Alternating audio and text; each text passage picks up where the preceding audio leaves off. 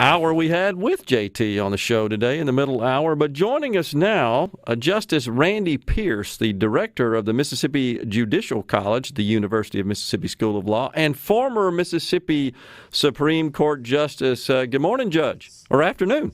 Good afternoon. It's good to see you, and it was good to join in at the very end of last hour to see JT. I hope he's doing well. Yeah, and we're praying for him. He's got, as he said, he's got a difficult road to hoe, but sounds like they have a plan, and he'll be good to go. And so we look forward to that for sure. But wanted to have you on today to talk about this. Something that is very important in our country, but seems to have fallen kind of down the list, and that is the appointment and ultimate confirmation of a Supreme Court justice for the United States Supreme Court to replace the recent passing of Justice Ginsburg. So that doesn't seem to be on the radar like it was with all the other things happening in the political environment in our country, but I believe that the Senate Judiciary Committee is to convene this coming Monday, is the schedule. That's correct as far as I know, unless something's changed since the last time I checked. I do believe that was Senator McConnell's announced plan. So what's the process, Judge? How does that work? So Lindsey Graham, Senator Graham, South Carolina, is chairman of the Senate Judiciary Committee. He will convene his committee, which, because the Republicans have control, the majority of the Senate, that committee consists primarily of Republican senators, right, versus the Democrat senators. How will that work? Yeah, similarly to hearings in the past, the majority party, of course, is represented through Mr. Graham, Senator Graham, as chairperson.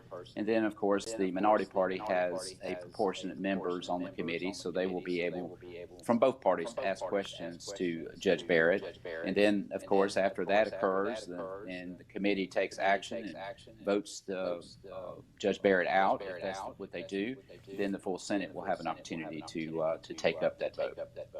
Right. And so I think a lot of times in our, I guess, as normal average citizens, in our view of the political world and our political leaders, we don't think a lot about Supreme Court until there's some really big case that I guess makes its way up to the Supreme Court that could decide something very critical, some marquee case, landmark decision. We don't really think about that a lot, but it's a lot more important, I guess, than we realize. Well, there's a tremendous history, of course. I love listening to radio shows like this, and I also like to listen to certain podcasts. I love history. And Ilya Shapiro, for example, he's with the Cato Institute and has written a book called Supreme Disorder. And I listened to Matt Lewis and the News, the podcast that Mr. Shapiro was on back in late September. And it was fascinating to be reminded of a lot of the history that I had forgotten over time. But, there is, as Mr. Shapiro said in his interview, there's truly nothing new under the sun, as King Solomon, of course, had said famously back a few days ago. And so things, we tend to focus on the controversies that tend to happen from day to day, but the reality is the court, all the way back to when John Marshall wrote that famous Marbury versus Madison opinion, which resulted in the Supreme Court exercising its right to judicially review laws, for example, and measure those against the Constitution. We've had a long history of most of our appointments, most would not have been controversial, but there has been controversy through the years, and oftentimes it turns on political differences between the executive branch, where there may be a Democrat or a Republican president, and then the Senate being controlled by an opposing party. So, right.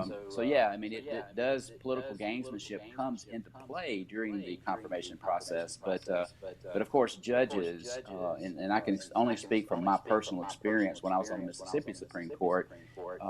Judges have to look at what's before them and then take and follow the law and apply that law in a way that that was meant to be applied, and not really get into public policy and political questions, if you will. Right. So there's a tug of war that takes place, but and I think I believe I'm right. There have been 10 times where a nominee was put up during an election year and not acted upon. The thing that makes this one different, of course, was it had been when Merrick Garland was put up by President Obama. Senator McConnell and the Senate chose not to act until after the election. That had happened before, but it had been back in the 1800s. And so now, fast forward to where we are now, that of course has created this firestorm politically out there about how this one should be treated in light of how Merrick Garland was treated in 2016. Yeah, and I'm sure you're aware that there's this controversy about the so-called packing of the courts that is been a criticism from the Trump camp and Republicans directed at Vice President Biden and Kamala Harris. They don't seem to want to answer that question. And in fact, yesterday, Vice President Biden says, well, I'm not going to answer it, frankly, until after the election. He wouldn't weigh in on it. But so for the benefit of our listeners, I did a little bit of research on this. There's really not anything in the Constitution that dictates the number of justices that serve on the Supreme Court. That's done through statute. That's correct. That's done through federal law, and so obviously Congress would have to act. And you also, being a student of history, you will remember from the history books when the federal FDR, Franklin Delano Roosevelt, wanted to increase the which actually what he wanted to do was appoint a new justice for every justice that was over 70 and a half years old, which would have resulted in the court going from a 9-member court to a 15-member court. It was not very popular, and I don't think, and I could be, for somebody that's a better historian than me, I don't think Congress even took it up, because there was, even the vice president, I think at that time, wasn't in favor of it, and so it just didn't get any traction then. But it is federal law, and that would be determined by the Congress.